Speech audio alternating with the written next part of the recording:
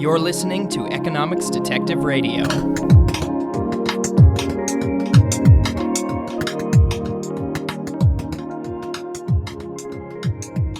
My guest today is Alain Bertaud of the Marin Institute of Urban Management at NYU. Alain, thanks for being part of Economics Detective Radio.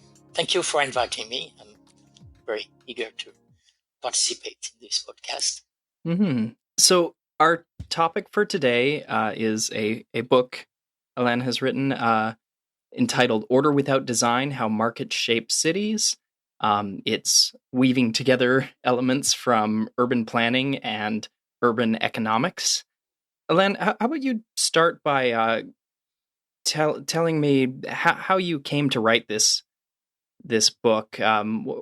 What's your background, and what made you want to write this book in particular? Well, first I must confess my age. I'm 80 years old, and I've been working as an urban planner all my life since practically I graduated. I'm an architect by background, and at the time when I studied architecture, they called the Beaux-Arts in Paris. Urban planning and architecture were considered to be about the same discipline. A city being just a very, very large and complex building. During my studies, I believe in that. I took a year off from my study to go to Chandigarh, which was being built by Le Corbusier at the time in 1963. And then when I went there and lived there and worked there, I realized that a city is not a big building.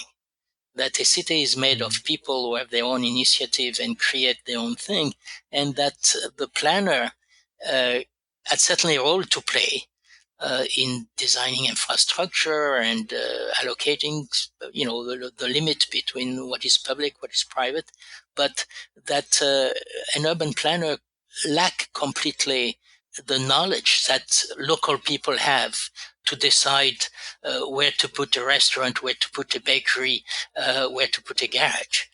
And so I revised completely my view there. At the time, I was 23 years old. And I came back, finished my studies. I did my final thesis on an urban planning project. And eventually I moved to New York, worked for first Philip Johnson, then the City Planning Commission in New York, where I work on the zoning of New York. And I realized all the shortcomings of planning as it is practiced. Now, at the time, strangely enough, although I've been working in planning for a number of years, I never met an urban economist. I design, the idea at the time, and I think it's still true sometime among planners, is that good design solve every problem. It is not true. I mean, good design is certainly very important, but there are problems which are solved in a different way. If you don't understand urban economics, you run into a wall when you want to implement things. So eventually, I start from New York. I moved to Yemen for the United Nations when I was the urban planner for Yemen and Sana'a in particular, but the main city of Yemen. And I created an urban planning office there. And here I realized that my main job really was to separate private sector from public sector land. That means to trace new streets, basically. That was the most important thing I could do. Sana'a at the time was developing, was growing at 7% a year. There was a lot of migration. And my main job was to do that. Although the United Nations wanted me to, to send reports, which were traditional reports, which were legitimate in a way, projecting the population in the next 20 years, the need for schools and things like that.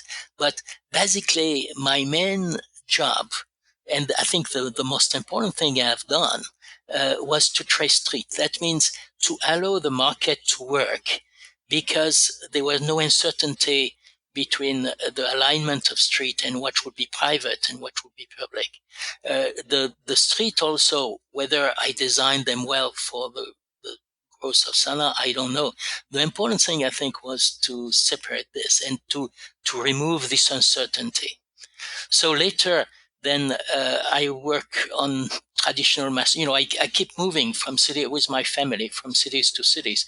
Then from Yemen, went to do the master plan of Port-au-Prince in Haiti. Then a completely different context, much let's say much more sophisticated situation. Port-au-Prince at the time was certainly much more developed than Yemen, but then I realized again here the limitation of planning without understanding economics. But I had the luck there to meet the first urban economist, which was part of our team. I was a team of consultants working for the United Nations, and I realized that a lot of things that I had observed, let's say regularities that I thought was in a certain way idiosyncrasies of cities, that in fact urban economists had already studied that, and they understood why it was like that. Why, for instance, land prices drove densities. Land prices and income drove densities, and that this was not a matter of design. If you want to understand how densities are distributed in a city, urban economists explain to you why it is like that. And if you are a planner and do not understand it, you are bound to make a lot of mistakes. So at the same time, my colleague urban economist had not a complete knowledge to have I would say, handle on the city. I was the one who had the handle on the city because I could draw a map. I was able to collect data very quickly through aerial photography, measuring things.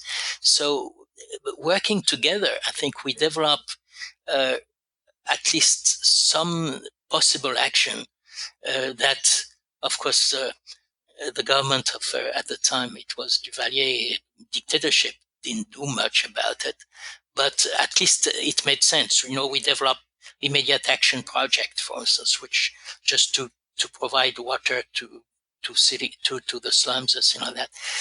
From there, we moved to San Salvador in the central area, and we were dealing mostly with illegal subdivision and slums. So here again, I understood better, and by that time I was really working with economists, and I understand better how planner and economist working together have much more chances to do something which is relevant and implementable.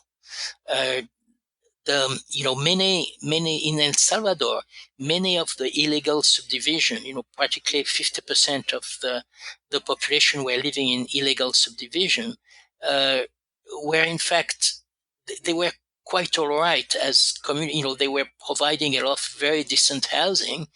But they were illegal. That means that the government will not give them water supply and sewer, will not remove garbage. Although the houses were built, many of the houses were built very soundly. People were saving a lot of money building solid houses. So again, here we had a problem of standards which were too high.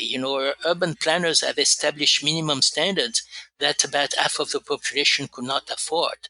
So the growth of those illegal subdivision was not due to lack of political will to implement standards, but just a model which was completely unaffordable to local people. So I won't go through all my resume here, but just to tell you that, this book is based on observation on the ground. And I've worked in about 50 different cities around the world, developed country as well as underdeveloped, some very poor, some middle income. I have worked in Russia at the time of the transition, at the fall of the Soviet Union. I've worked extensively in China since 1983.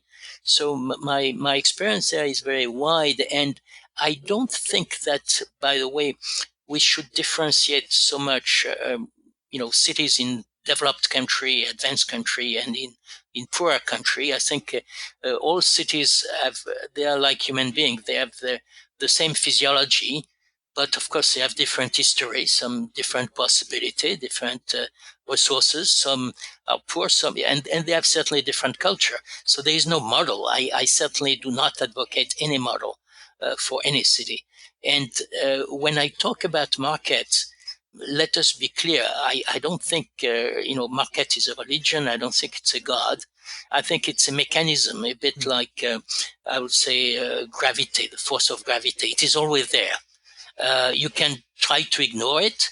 It's at your, at your peril.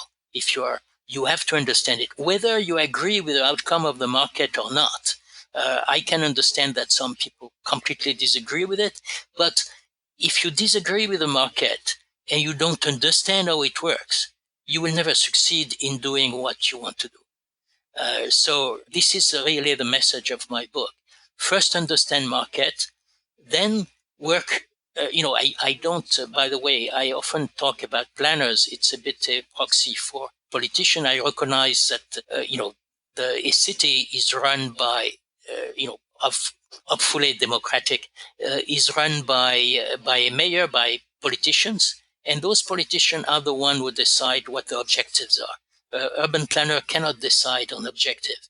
The job of the urban planner is to take the objective of the politician and explain how this can be achieved by developing infrastructure, by property right, whatever means, by subsidy eventually, and to look at the consequence of this. Sorry, that has been a very long speech. I should let you ask questions. Yeah, yeah. Well, it's great, and it's really good to sort of hear about your background and about sort of the wealth of experience you bring to this topic, along with theory from urban economics and a background in architecture and sort of the more traditional urban planning sort of schools of thought. One thing I'm struck by is just how long economists and urban planners were working on the same topics and not communicating with each other. I think that happens Absolutely. a lot in a lot of different Absolutely, fields yes. Yeah. where we're two different groups of people with two different perspectives working on the same problem, and if they would just talk to each other, they'd get so much farther, but they don't always. And of course your book is trying to do Yes, that. I think that in the case of urban planning, it's rather unique. This separation of the two.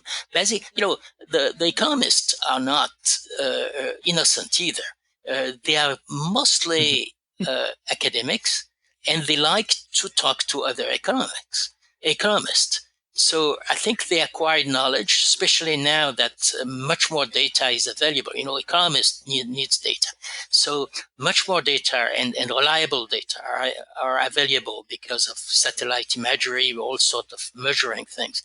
And so they develop their theory. I think they understand extremely well how cities are working, but they basically write for other economists. They publish in journal.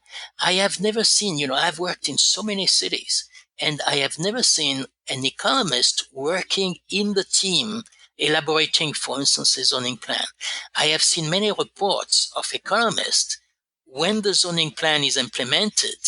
They make an analysis of it, and they show the advantage and the disadvantage of this plan. But this is an outside report. To be effective, they should be working inside the team at the time a zoning plan, for instance, or an infrastructure plan is established. And that's what I regret very much. It's rather unique, I think.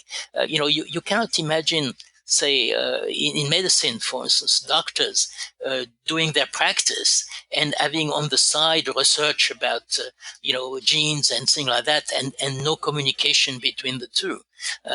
We see this communication all the time. There is a lag, of course, but there is one. I think it's the same in engineering. Technology percolate into build the sense of building and things like that. You don't have builders on one side and then somebody who understand really building material on the other. So I think planning is rather unique, and I'm puzzled by it. Frankly, I don't understand why it is so. Yeah, there's a mystery there. Why these fields aren't better integrated, and in particular why public bodies don't hire economists in this particular role. Of course, they hire economists for other For things, other but things, yes. mhm. So you have a chapter in your book entitled "Cities as Labor Markets." What's the advantage of thinking of cities that way, and what's the alternative? How do people who don't think of a city as a labor market, are they thinking of it more like I hate to say it, but a theme park, or what's the alternative to thinking of cities as labor markets? Yes, I mean, sometimes I have the feeling that some of my colleagues see a city a bit like the Club Med or something like that, or yeah, a theme park, Disneyland. My, the second chapter is called Cities Have Labor Market, because the labor market is a foundation of the city. If the labor market works well, it creates all the things we like about cities, like restaurant, bar, museum, concert, parks or whatever. But all this is built on a well-functioning labor market. Observe what happened when the labor market collapsed. For instance, the case of Detroit, for instance, is very interesting. Don't forget, Detroit was a very dynamic city, not only economically, but culturally. It had one of the most wonderful painting museum, for instance. It had concert. It created music. Suddenly, the labor market collapsed for a number of reasons. Uh, Everything else that we like about city, which make Detroit a great city, collapsed at the same time.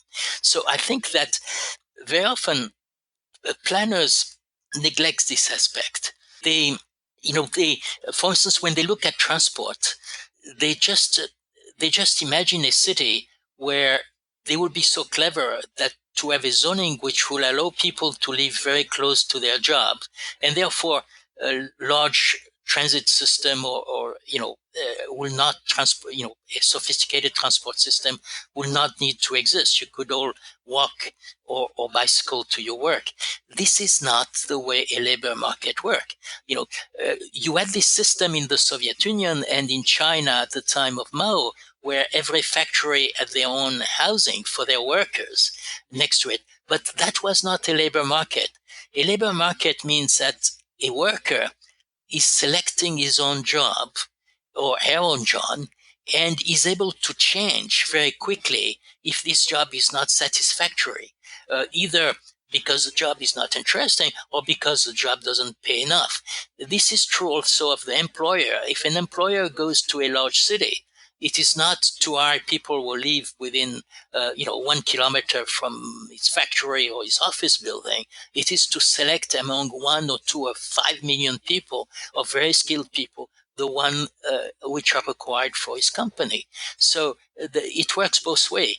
The labor market give the possibility of somebody living in a large city to, over the years, select the best job that they can find, either in terms of interest or in terms of money or both. And I think that this what creates, again, I get back then to economics. Economists have demonstrated, and they have a lot of data to back it up, that the larger a labor market is, the more productive is a city, in spite of the congestion, in spite of all the difficulty of managing a very, very large city. For instance, if you go to a city like Bangkok or Jakarta, which have horrible traffic jams, and you look at the data, the productivity of the people living in Jakarta or in Bangkok compared to the rest of the country, their productivity is 3 or 4 times higher. And it is that way precisely because of the labor market, because the exchange, the spillover of having a large number of very diverse people living together, exchanging ideas, stimulating each other in creativity.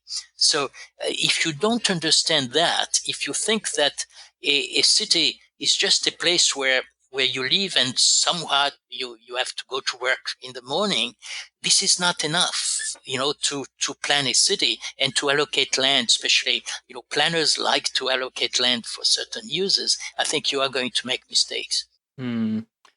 Yeah, yeah, and the alternative, of course, to allocating land is to have mixed use zoning, or just not specify exactly what it will do. Yeah, but you see, when mixed use, of course, basically the market gives you mixed use automatically. If you have unmixed use, it's because of zoning. Huh?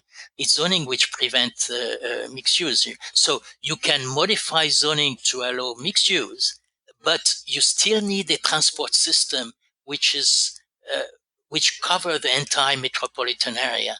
You cannot expect that people will constantly, if they change job, are going to constantly change also housing in order to get close to their job. They may have very different, priorities. So that's what the planner, the planners basically has to understand that it's the people who are making the city, and those people who are making the city have information that he or she doesn't have. And so they have to be much more, let's say, listening and observing what is happening, like through prices, through monitoring constantly the average commuting time or the distribution of commuting time depending on neighborhood or things like that, in order to understand what is happening. And the planner should serve what the people are doing, not force them into a pattern that he thinks is good for them, but they don't, that was, my first observation when I work in Chandigarh, that we were forcing people in patterns which were not corresponding to what the way they were living. Mm-hmm. Yeah. I really like that point about kind of just facilitating what people want to do rather than trying to direct them to something else. That's right. Mm-hmm. Yeah. What would you say? What are some examples of cities that have done this really well, and ones that have maybe done it more poorly? Can you think of specific examples that are either very positive or very negative? I will give you one in a city which otherwise is not particularly well organized, Jakarta, in Indonesia. Indonesia as a wide, the income in Jakarta are widely distributed. There are some very rich people, and there are still some very poor people who are coming from the countryside and, moving in, who have not many skills for cities. So you have this very large city with a CBD extremely sophisticated. The CBD of Jakarta looks like New York. Midtown New York in a certain way, maybe even a little better design. And on the other hand, you have very, very poor people living in all over the place. The Indonesians, for some reason, and as a city grew, it absorbed a lot of villages. Jakarta is in Java, which is a very densely populated island. So as the city grew, it absorbed villages. In those villages, instead of imposing a zoning, like a street pattern like the rest of the city that like planners do normally, they decided to leave those villages independent and work a bit, I would say, as a condominium, and allow them to allocate land and to build whatever they wanted within this village. And then they realized that very soon those villages, they were usually poor people living there. Migrants will come there and densify the village. They realized that they had problem with water supply. The wells were polluted, and so they decided, instead of considering them at slum and bulldoze them like many cities did, they decided, well, instead of building houses for them, we are going to just connect them to the water supply, and we put sewer. And then they made a deal with the villages to remove the garbage. The street of the village were too small to have normal garbage truck. So they decided that the village will remove the garbage themselves with wheelbarrow, whatever, and bring them to a certain place just at the limit of the village, and the city will remove the garbage from there. This was extremely successful. Interestingly enough, when Indonesia went through several stage, political, political change, the policy stayed the same. So now we have in Indonesia particularly the major city of Indonesia, you have those villages which are called kampongs, where you have middle class people because some have been gentrified. Although the streets are still narrow, you cannot really have a car in those villages. But they are paved, they are drained, they have schools. Uh, in the same village, you have little shacks, where you have very poor people, but then you have middle class houses next to them. I think it's a success because they have integrated in a way the poor into the city. What was important was to provide them again safe water supply and a safe environment in terms of sanitation, and then basic services, and let the people build whatever houses they want. So some houses are only 10 square meter, other have 3 or 4 story and have 200 square meter. They live side by side. There is no zoning would tell them every house has to be 200 square meter, 150 square meter, but all of them are connected to the water supply. So I think this was a success. Now, you have other system, of other cities which have done relatively well, but usually I think the real challenge is when you have a lot of different income in the same city. The cities which are doing worse now, in my opinion, are cities like New York and San Francisco. If you are, say, school teacher in New York or San Francisco, and your school is in the center city, there is no way you can afford a house without commuting at least an hour and a half. Because with the salary, so there's something wrong here, you see, and in a way, Jakarta is doing better than New York and San Francisco in there. I'm not saying that the solution of Jakarta should be imported in San Francisco or New York, but I think that in a city like New York and San Francisco, the zoning has gone crazy. Wanting to add more condition, practically making possible only to build very expensive building. And very little, if you compare to the number of jobs created there. So I think here we have a contrast which is kind of interesting. And again, I'm absolutely not suggesting that what is good for Jakarta is good for San Francisco. I'm just saying that, each city has its own, you should analyze it in terms of the income of the people. This is my criteria for a city. You take, I'm not talking here about homeless people. That's a different problem.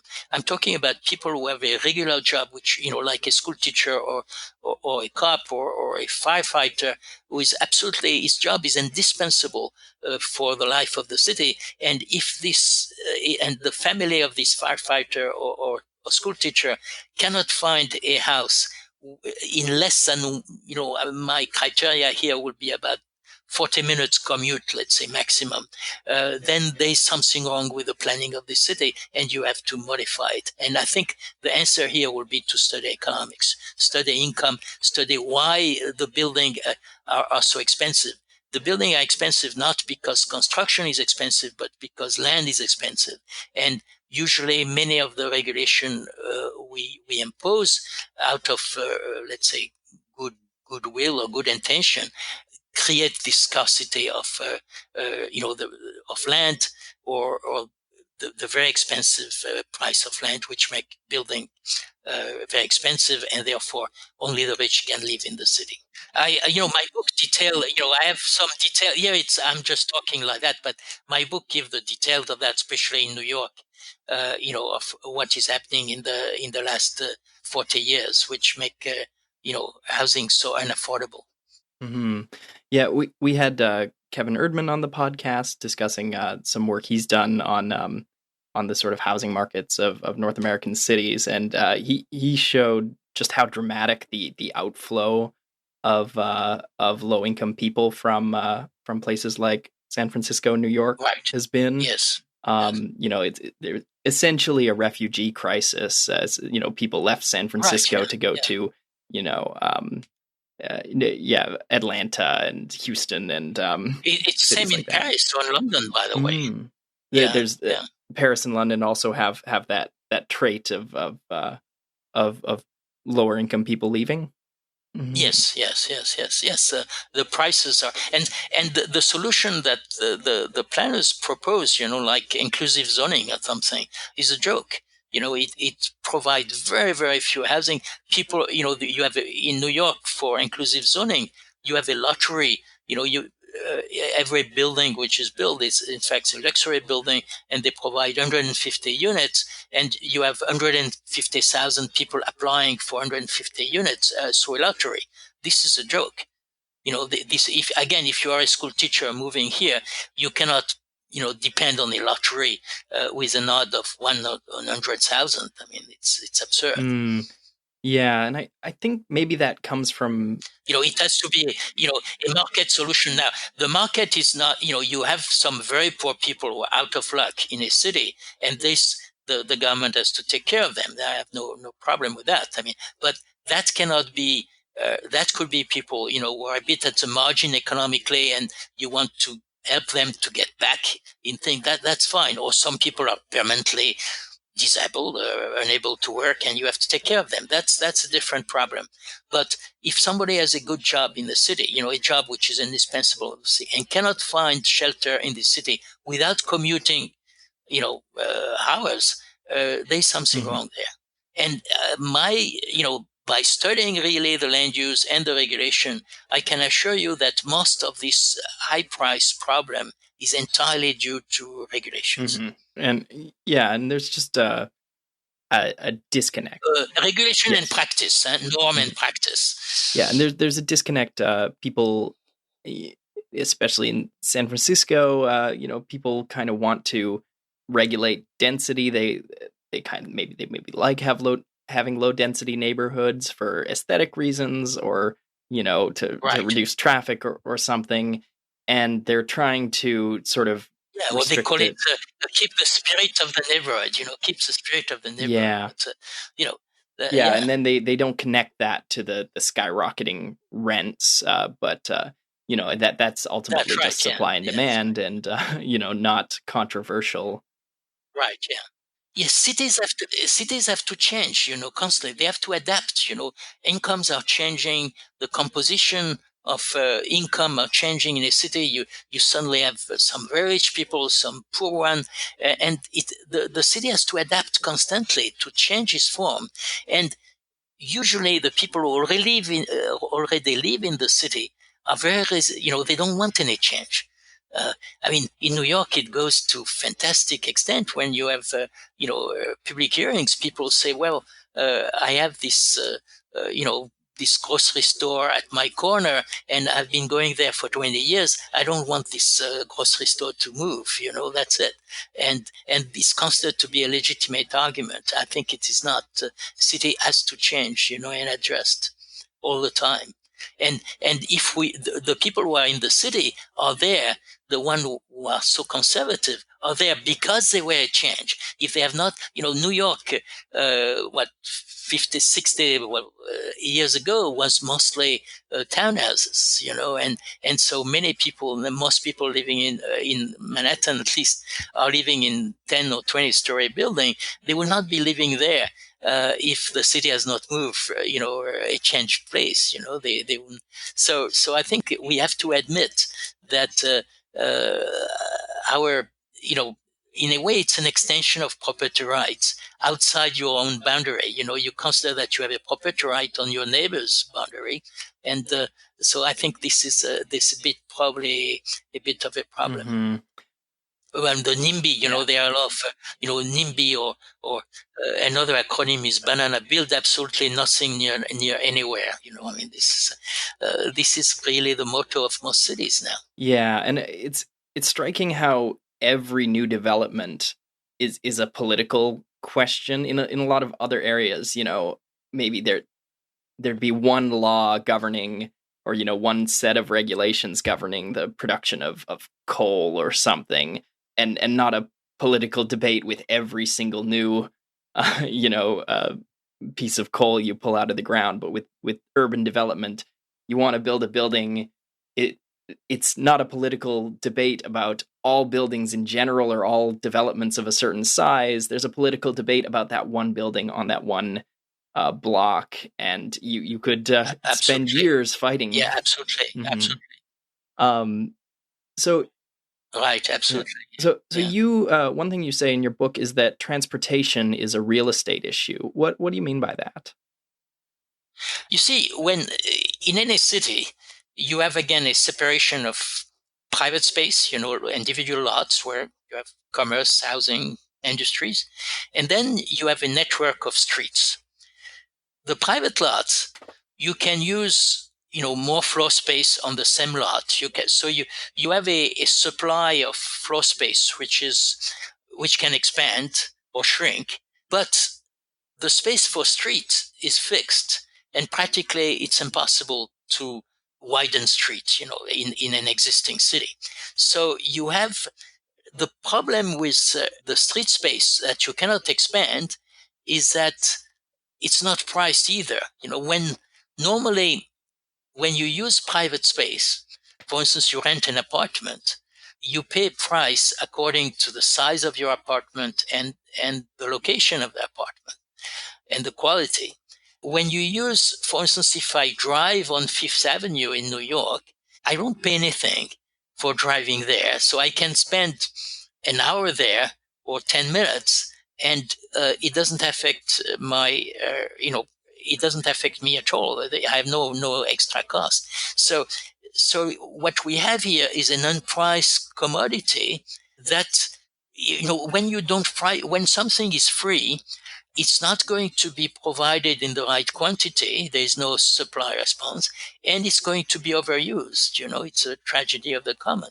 So I think that one of the problem of planners is to look at this fixed amount of street in the cities and try to allocate this space as efficiently as possible to allow the maximum amount of communication. So when I say communication, I'm not saying it should be allocated to cars or something like that. It should be allocated to the combination of the most efficient mode of transport, and including pedestrian, of course.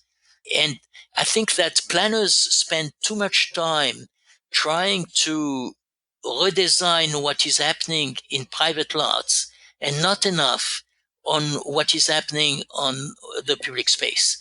If you look again at New York or a lot of cities around the world, the design of the street is really very extremely poor in terms of communication. In New York, people park freely in Manhattan, freely, practically two-thirds of Manhattan parking is free on the sidewalk of Manhattan, on the street of Manhattan, where the sidewalk should be wider in more area, must be more planted. There should be lane for different type of transport, including, by the way, cars and Uber and things like that. And the land in this public space is extremely badly allocated. Free parking is completely absurd. Again, this is a real estate thing. Why when you live, let's say, in an apartment, you have to pay a rent or a price for every square meter of land you occupy. But if you leave your car just next to your apartment, so in land which is as expensive as yours, it is free. So that's completely absurd. That's what I call is a real estate problem. You have to allocate this free space. So either by making people pay, a toll, for instance, for staying. One city which is doing extremely well on that is Singapore. Singapore has a system where when you enter different part of the city, when you enter them, depending on the time you spend on the street, you are paying a fee, like a rental fee. And that they adjust the fee so that they guarantee a certain speed, on the highways and in the inner city, in the CBD. You find that in my book too. I have a graph there, and they have maintained it the same speed over more than 20 years, although the city had nearly doubled in population. So this is they really allocate and they design street extremely well to improve traffic. And again, with a lot of pedestrian traffic, the pedestrian traffic should not be neglected. Hong Kong does very well from that too, by the way, by in a different approach. They have, they have multiply elevated passageways, so pedestrians circulate from building to building without going to the street. I mean, there are many different ways of doing it. And again, each city is different. I'm not, advocating to do that for New York. I'm just saying the approach is to look at demand for this fixed space and what is the best way to allocate it. So you can allocate it administratively by putting a curb, what decide or wide is the sidewalk, or wide is will be a bicycle path, or when is it efficient to and where freight should stop and not stop. This allocation of space, I think, is very, very important. So either you can make it based on price, or you can just allocate it by design. Saying, well, it's forbidden to park here, or or freight has to be delivered at 6 a.m. and not later, or something like that. But you have to manage it. And I think that, the drama of planners is that they are more and more interested in, the size of apartment and whether a window open this way or that way, or the floor ratio, and less in the design of the public space, on which they have complete control, by the way. So I think this is a bit a change. If you look at, the city, the way that they were designed in the, up to the 19th century, basically the role of the planner, if you look, was to just separate, again, the public space from the private space. You look at antique Greek cities, the plan of Miletus in, the Greek city in the 6th century BC. It was a separation, it was agreed, the separation of street and thing. And the planner were just locating the important public building, like a theater, the agora, the market, the tribunals, and the rest was left, when the streets were delimited, the use of the land within the private block was just left to the people. And that was also the case of Washington, D.C., the way it was designed. People say it was a planned city. Well, yes, but not at all planned the way our cities are planned now. It was only an alignment of streets and the location of public building, like the White House, the government building, and things like that. And the same with Cerda, for instance, Barcelona plan. It was just an alignment of street, and I think that was correct. And this alignment of street was very, very carefully considered. And I think that's a job of the planner, the design of street, including urban design, by the way, that again, some cities are doing. Singapore is doing very well on urban design, for instance. They very carefully look at when there is a bus stop, or wide should be the sidewalk, so that or the bus should stop so that it will not block traffic. It will there will be less danger of somebody being run over and things like that. This urban design thing is extremely important, and I think the planners are neglecting it, and instead concentrate on what is happening inside the private blocks. I mean, again, this is illustrated in my book, and I go into detail of the crazy zoning difference, that you find in New York, where in a commercial area, the zoning define whether you can have a sport good or a pharmacy or not. This is absurd, to concentrate your energy on deciding things like that, where in fact you leave the sidewalk, which are overcrowded, and you have a subway station right in the middle of it, which block the pedestrian from they are obliged to go in the street in order to go around the subway station. So they should concentrate on the design of this public space, and spend much more time on it, rather than decide whether a pharmacy or restaurant should be at the corner or not. Mm-hmm. Yeah, the this public space, it's amazing how important it is just to have the difference between I'm thinking of, so I live in Vancouver, BC, and there's a big long street called Hastings Street that is sort of unhappily toes the line between a street where you have businesses on each side and a major road where thousands of people have to get to and from Right. work every day, and it's such Right. an unhappy combination of the two. And you contrast that to a lot of, say, downtown spaces, where they kind of have a better sort of environment for pedestrians. They do one thing really well, which is you know interface people with businesses, and have a sort of vibrant street area where people can walk and shop and work, etc. Right? Right. Exactly. Yeah. Yeah, exactly. Exactly.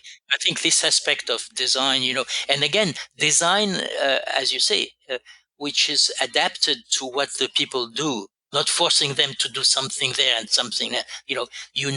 For instance, as you say, in the street, there are people going to work, walking, and there are a lot of cars. And you have to solve the problem there, and adapt it to it. Yes, absolutely. Hmm.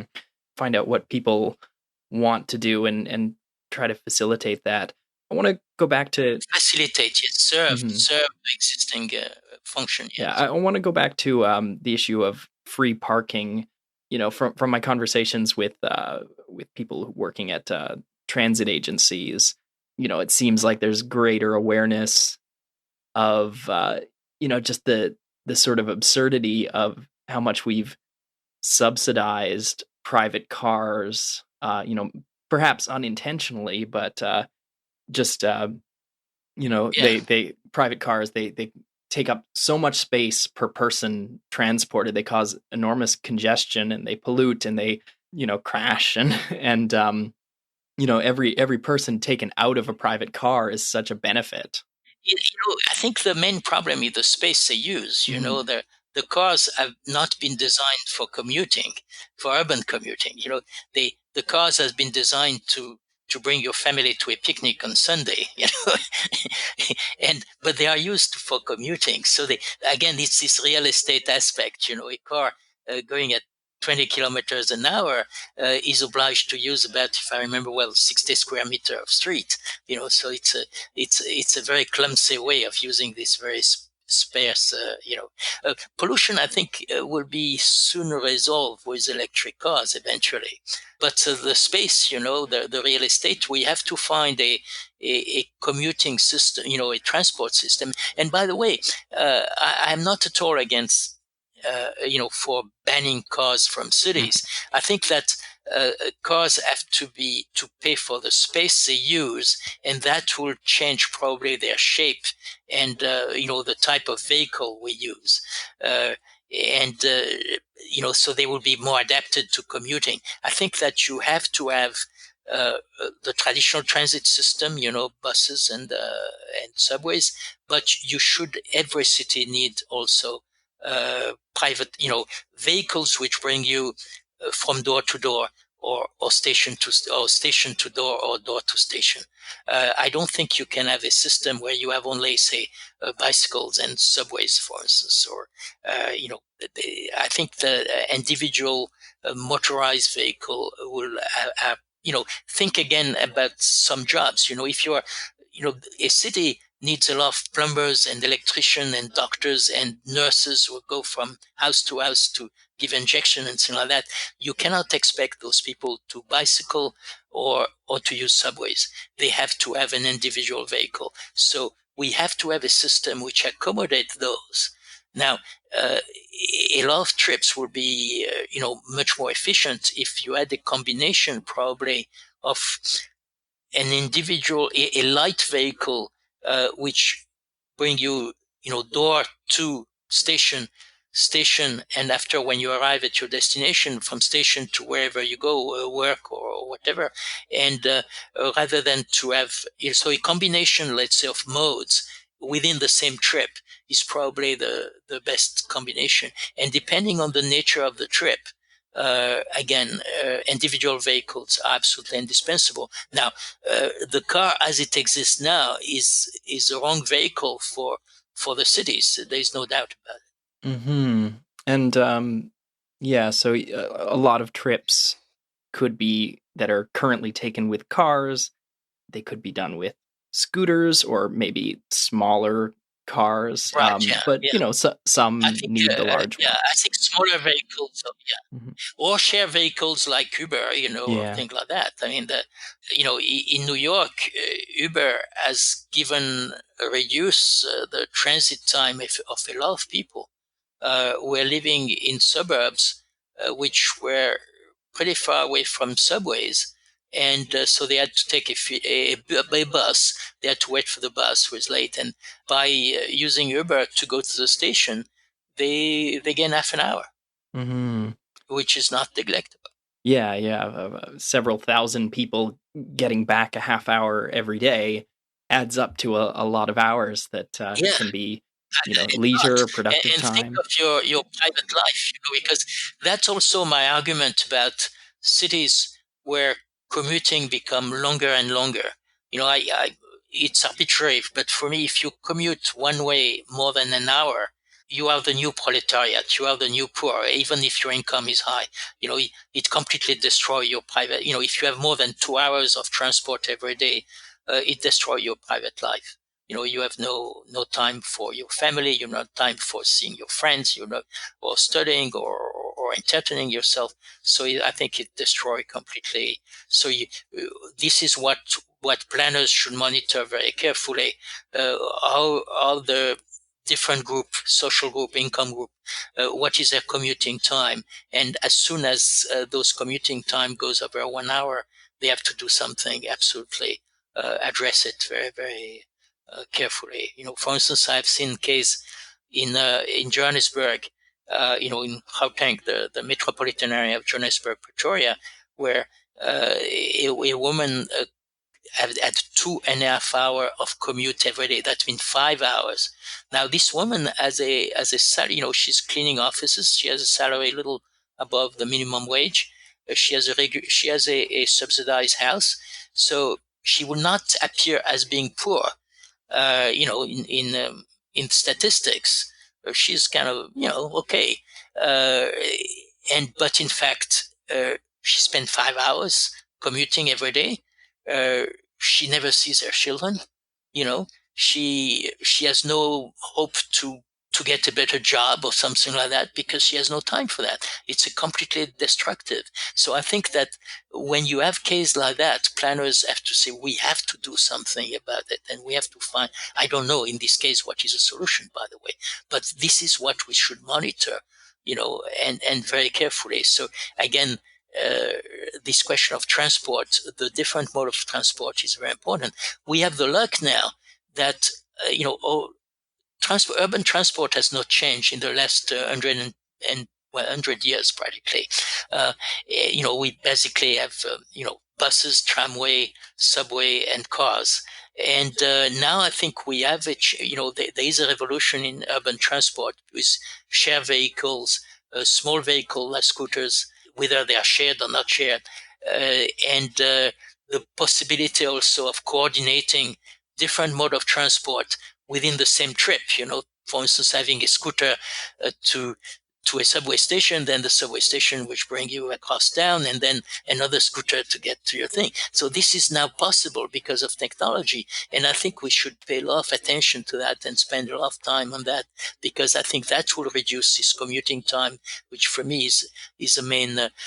Basically, again, I was talking at the beginning about this school teacher in Manhattan. The problem of the school teacher is that he can find a house in suburban New Jersey or the northern Bronx, but he will have another, or she will have another, an hour and a half commute one way. And that's not acceptable. You see, so we have to reduce this commuting time. We cannot necessarily hope to have a house, that's a school teacher will have a house next to their school. We have to admit that in a large metropolitan area, people will have to commute across the metropolitan area, and we have to find a system of commuting which allow people to go from one side to the other in less than 1 hour one way. Hmm. I'll bet there's more than one person listening to this podcast in their car on their hour-long or longer commute. So to that person, we feel for you. Yeah. Do you have any closing thoughts? Any sort of general takeaways that someone who's listened to this conversation should take from it? Observe what is happening on the ground. Do not assume that if people do something that you find is not rational, for instance, say people are in a traffic jam in Manhattan, and you say, why don't they take the subway? Imagine that they may have a reason to do that. And that to solve the problem is not to say we are going to force them into the subway, to find what is the most efficient way of transport. The same for housing. If you see people sometime deciding, like say in the center of Paris, to live in a room of 12 square meter in the center of Paris, don't think that it's necessarily bad. Maybe that's a trade-off they are making, and try to serve them better. Observe what is happening. Don't think that the people are stupid or crazy and or bad, and try to solve their problem rather than push them into a direction where you have no idea what their life is like. A city is not made by a genius urban planner or a visionary mayor. It's made by the people who live in the city and who invent things constantly, who work very hard. And I think you have to respect those people and observe them very closely and try to serve them rather than, if you are a planner or if you are a mayor, you are not a guru. You are not starting a cult, and people have not to follow you. You don't have to have a vision. You should. The vision is the people who live in the city have the vision individually, and you have to serve this vision. Mm-hmm. Fully agree. My guest today has been Alain Bertaud. Alain, thanks for being part of Economics Detective Radio. Thank you. Thank you. It was a pleasure.